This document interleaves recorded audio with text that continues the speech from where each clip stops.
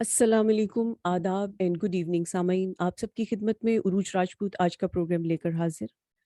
انا للہ و انا الیہ راجعون۔ پاکستانی صحافت کی موت پر دلی رنج اور افسوس۔ وقت شاہد ہے کہ ہر دور میں عیسیٰ کی طرح ہم صلیبوں پہ لیے اپنی صداقت آئے۔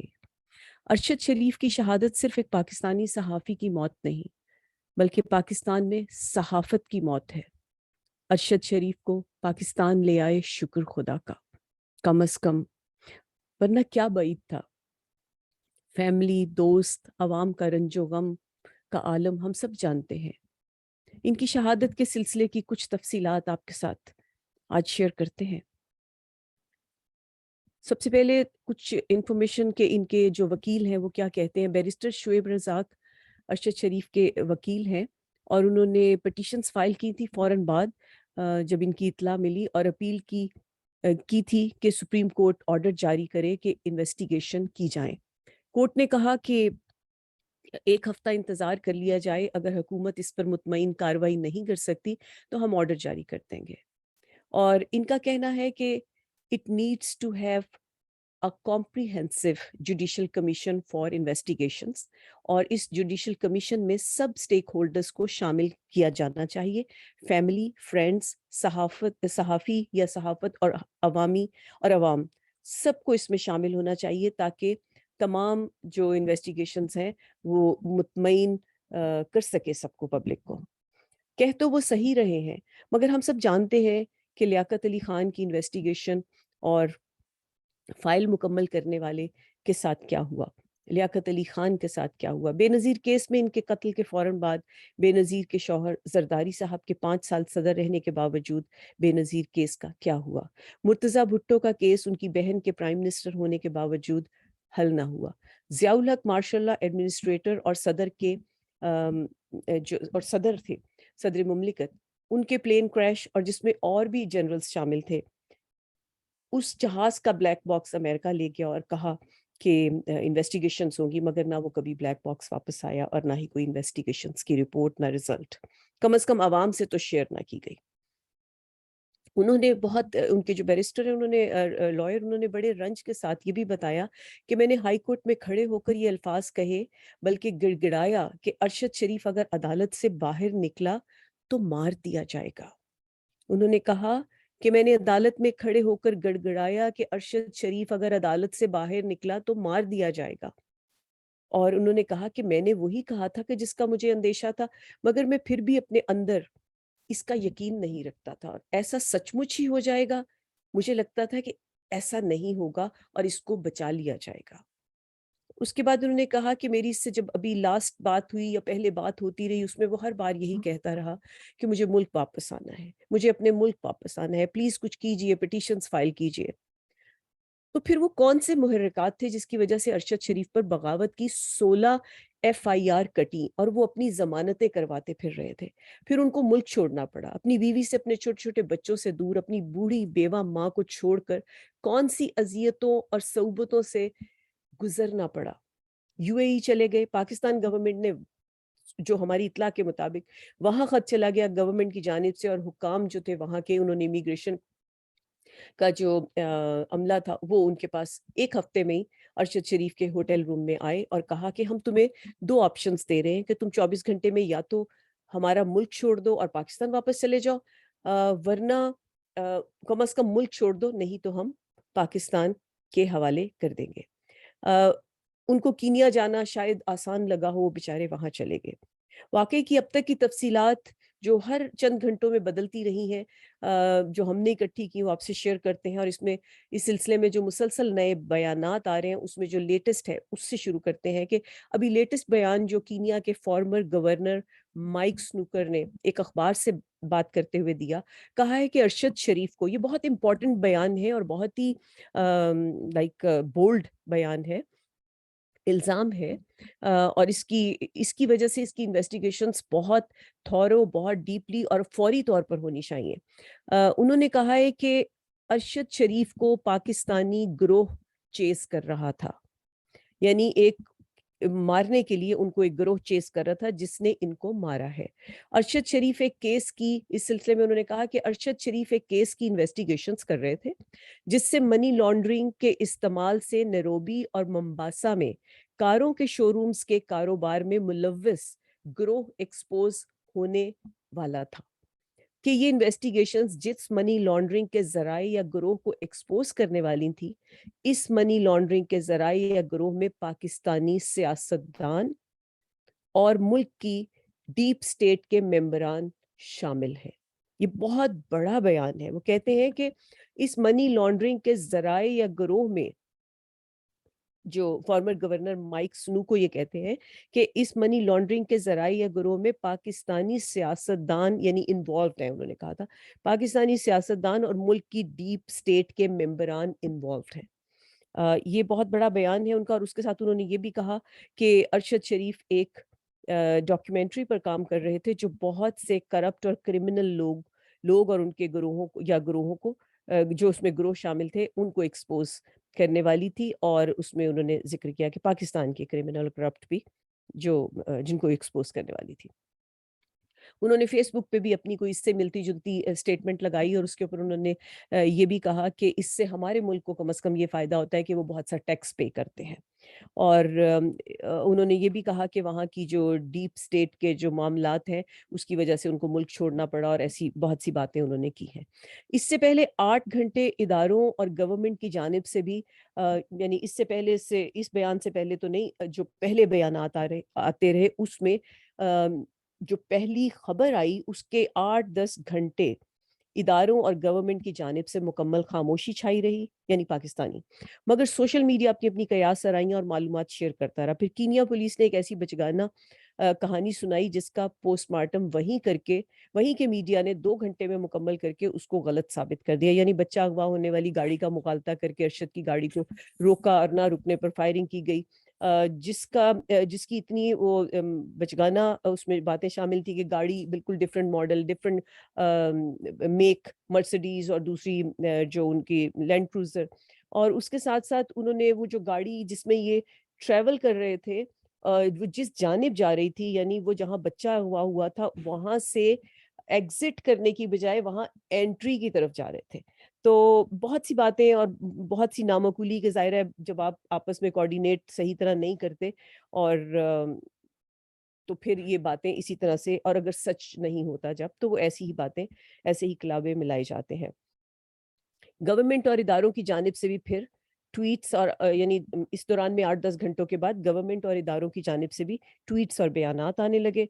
अरशद शरीफ को शहादत के बाद हादसे के मकाम से 78 किलोमीटर दूर सर्द खाने में क्यों पहुंचाया गया? ये बहुत बड़ा सवाल है, क्योंकि उसके गिर्द, जो वहाँ के मीडिया के मुताबिक उसके गिर्द ऐसी जगह थी, यानी सर्द खाना कम डिस्टेंस पे मौजूद था। तो उन्होंने कहा अरशद शरीफ को शहादत के बाद हादसे के मकाम से 78 किलोमीटर दूर ही सर्द खाने में क्यों पहुंचाया गया? वहाँ जहाँ पर ये वाकया पेश आया, वो जो फार्म हाउस था उसके मुतालिक जो शख्स उसका ओनर है उसका नाम वकार अहमद, और उनका कुछ ताल्लुक जो है वो यानी वो ओनर, इसके अलावा कुछ होम्स है उनका भी ओनर है। हादसे के वक्त अरशद इसी वकार अहमद के भाई खुर्रम के साथ लैंड क्रूजर में मौजूद थे, जिस पर सब तरफ से गोलियां चली। तकरीबन कुछ इतलात के मुताबिक 9 से 15 तक की गोलियों के हवाले दिए जाते हैं अभी तक, और जिसमें कुछ बैक स्क्रीन पर लगी, कुछ राइट साइड की के पिछले दरवाजे के पास लगी, जो जो सुराख पाए जाते हैं उसके अंदर गाड़ी में, और फिर अगले पहिए पर भी सुराख के निशान मिले। और इसके साथ साथ अरशद शरीफ के सर में गोली का जख्म सर की लेफ्ट साइड के ऊपरी हिस्से में दिखाई देता है, और यानी ये कयास सराई काफी हद तक दुरुस्त मानी जा सकती है कि गाड़ी पर अंधाधुंध फायरिंग की गई। तो फिर अरशद शरीफ ही क्यों शहीद हुए? ड्राइविंग सीट पर ना लहू के निशान है और ना ही ड्राइवर को कुछ हुआ। इतनी फायरिंग और इतनी एहतियात से क्या ड्राइवर को उतार लिया गया था, या वो कॉम्प्रोमाइज्ड हो गया था? जॉर्ज मेसूली सिक्योरिटी एनालिस्ट हैं वहाँ के, और वो उनके मुताबिक वो जगह जहाँ चौकी लगी हुई थी जिसके बारे में वो कह रहे थे, वहाँ पैरा मिलिट्री फोर्स क्यों पाई गई, जो कि GSU بھی کہلاتی ہے, جنرل سروس یونٹ بھی کہتے ہیں, جبکہ بچے کے اغوا میں مختلف پولیس یونٹ کام کرتی ہے اور کر رہی تھی.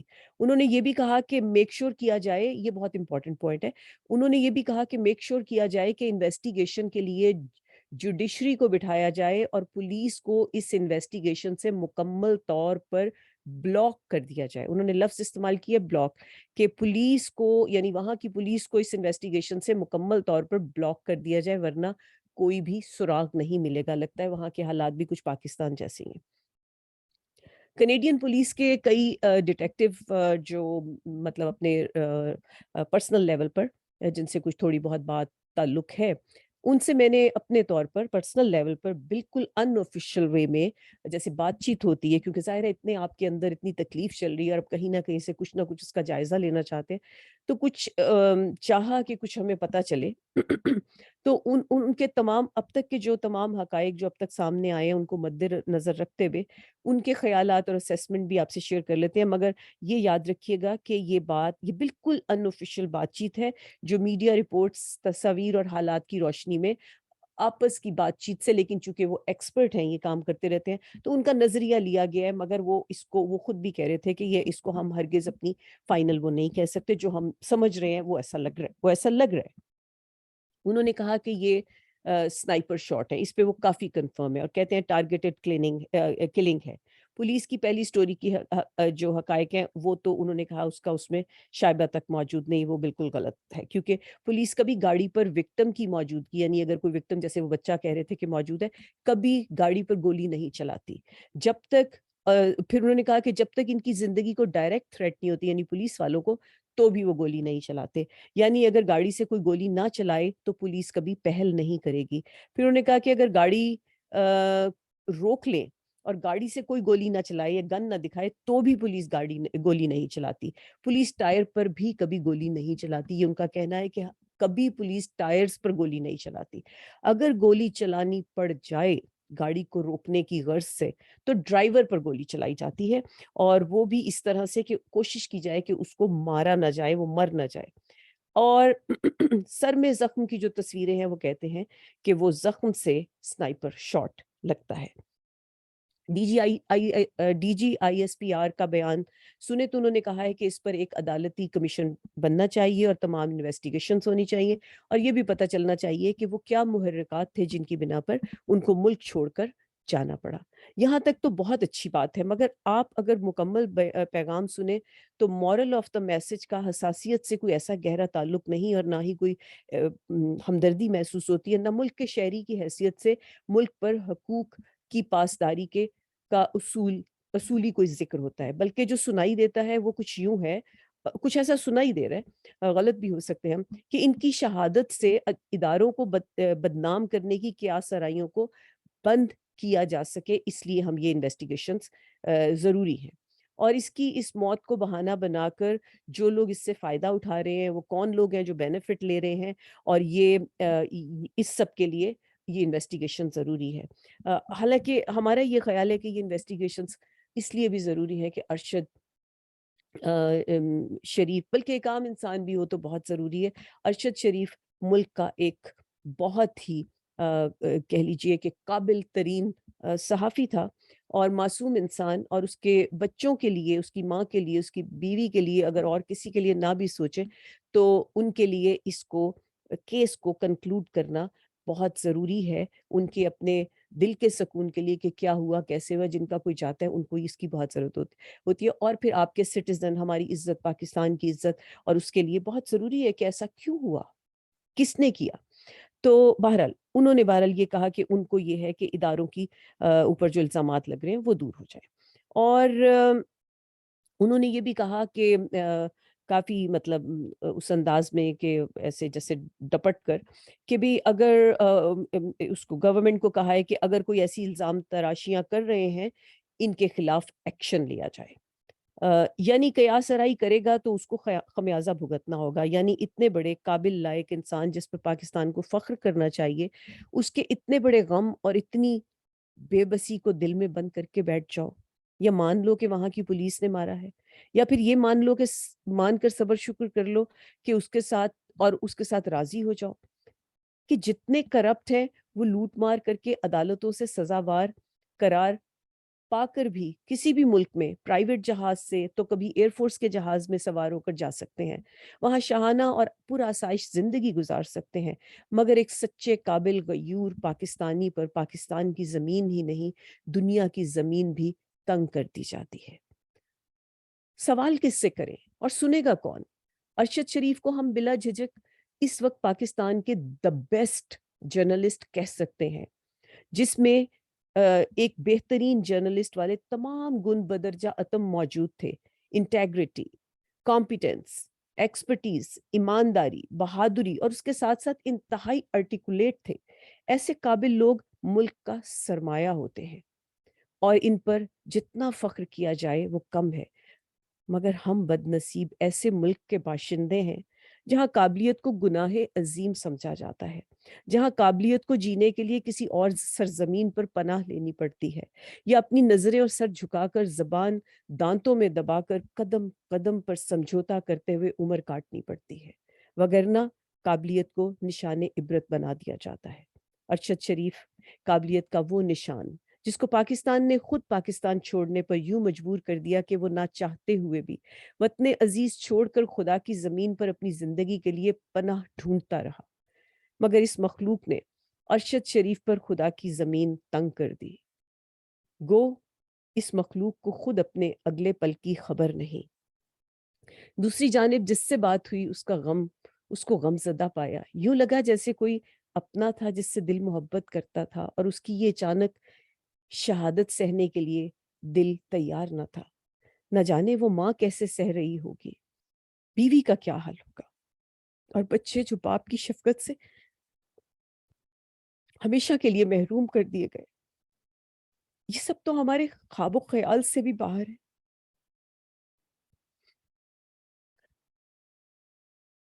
ارشد کی موت کا ذمہ دار کون؟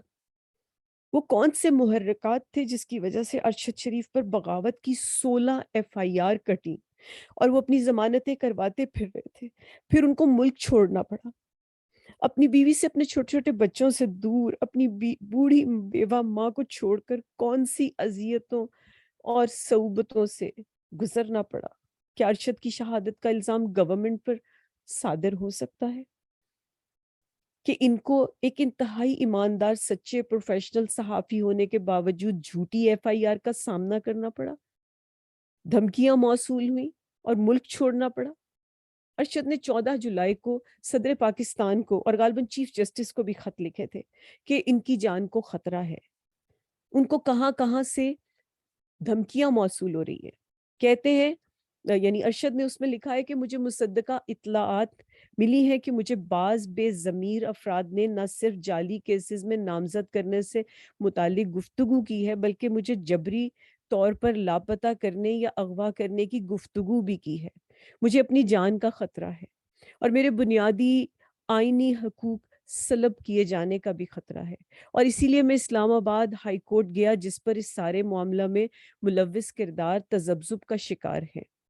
یہ کس کی طرف اشارہ کر رہے تھے؟ صحافیوں کی حفاظت کے لیے آپ نے وفاقی حکومت کو ہدایات تو دی ہیں، مگر ان پر عمل نہ ہوا اور مجھے کوئی سیکیورٹی نہ ملی۔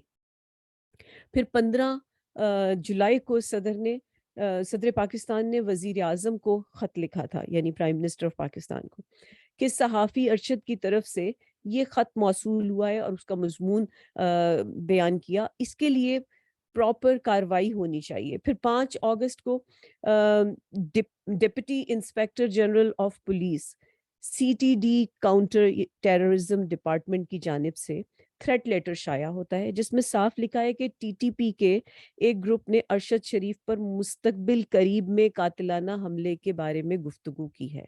اس کو کلیئرلی مینشن کیا گیا کہ ارشد کی جان کو خطرات ہیں۔ تو اس سلسلے میں کیا ہوا؟ یہ سوال ہے۔ اس سلسلے میں کیا ہوا؟ کیا کارروائی ہوئی؟ کیوں میڈیا کے لوگوں نے اس پر کام نہ کیا؟ کیوں کوئی حفاظتی انتظامات نہ ہو سکے؟ کیوں عدالت نے پروٹیکشن نہ دی؟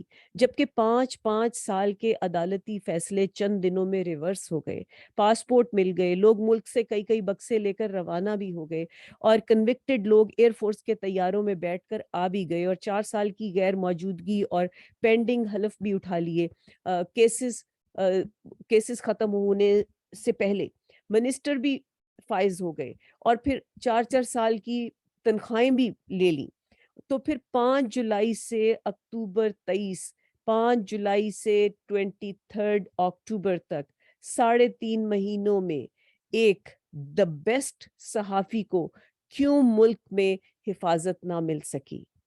3.5 महीनों में एक पाकिस्तानी को, मुहिब्बे वतन को, द बेस्ट सहाफ़ी को क्यों मुल्क में हिफाजत मुयस्सर ना आ सकी? क्यों इसको दर बदर भटकना पड़ा? क्यों इसको इस तारीकी में धकेला गया जहां दुश्मन घात लगा गया? अरशद की वालदा ने सदर पाकिस्तान के ताज़ियत के आने के मौका पर सवाल किया कि मेरे बेटे ने आपको ख़त लिखा था, आपने इसका क्या किया?